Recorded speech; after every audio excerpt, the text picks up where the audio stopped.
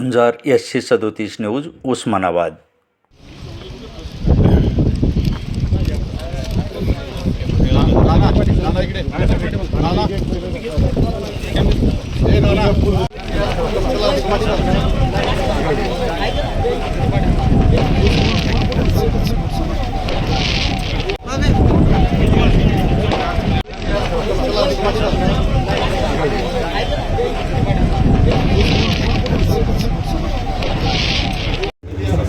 चला मोबाईल के अंदर चला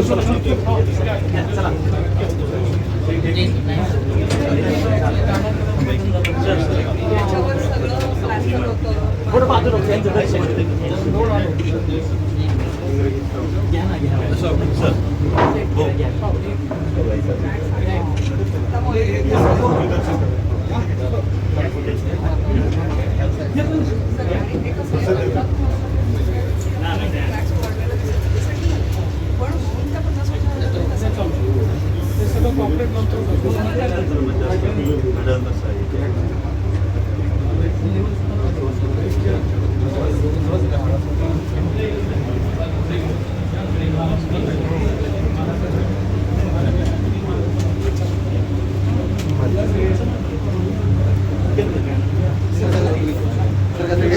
आई तुळजाभवानी ही महाराष्ट्राची कुलस्वामिनी आहे।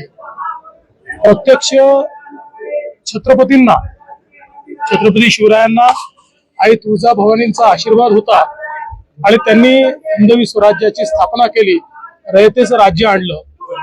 आमचे आराध्य दैवत छत्रपती शिवराय आहेत, त्यामुळे त्यांनी ज्या प्रकारे राज्यकारभार चालवणं आमच्याकडून अपेक्षित आहे तसाच राज्यकारभार चालावा हीच आईच्या चरणी प्रार्थना आहे आणि त्याकरता आईने आम्हाला आशीर्वाद द्यावा ही आईच्या चरणी प्रार्थना आहे।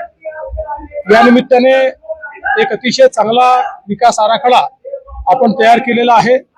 मंदिराचं काम देखील चालू झालेलं आहे। राणा जगजित सिंगजी यांनी स्वतः त्याच्यामध्ये खूप चांगलं लक्ष घातलेलं आहे।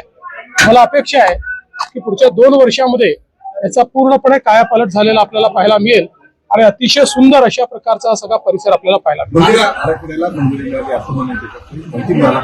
आराखड्याला मंजुरीच आहे, त्यात काही टेक्निकल गोष्टी आता फक्त अंतर्भूत करायच्या, तेवढं झालं की सगळी मंजुरी होणार आहे। पण त्याची वाट न पाहता आम्ही तात्काळ जी महत्वाची कामं आहे त्याच्याकरता पैसा रिलीज करतो। सर, एकच प्रश्न, उदयनराजेंनी शिवाजी महाराजांबद्दल जे वक्तव्य वेगवेगळे होत राहतात त्याच्याबद्दल नाराजी केली, सरकारवर नाराजी व्यक्त संभाजी महाराजांनी केलेली आणि त्याच्यात प्रकाश आंबेडकरांनी सुद्धा टीका केलेली आणि स्पष्ट करावाची भूमिका मागणी केलेली आहे।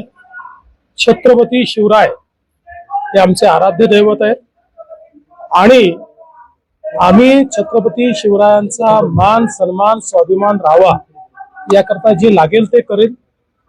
खरं म्हणजे उदयन महाराजांना निश्चित प्रश्न विचारण्याची अधिकार आहे आणि मला देखील ते भेटले आहेत। त्यांची अपेक्षा एवढीच आहे की अशा प्रकारे जे करतात त्यांना कडक शासन झालं पाहिजे, ते आम्ही निश्चितपणे करू आणि त्यासोबत छत्रपतींच्या वंशजांना जे पुरावे मागतात त्यांच्यावरही तेवढंच कडक शासन झालं पाहिजे।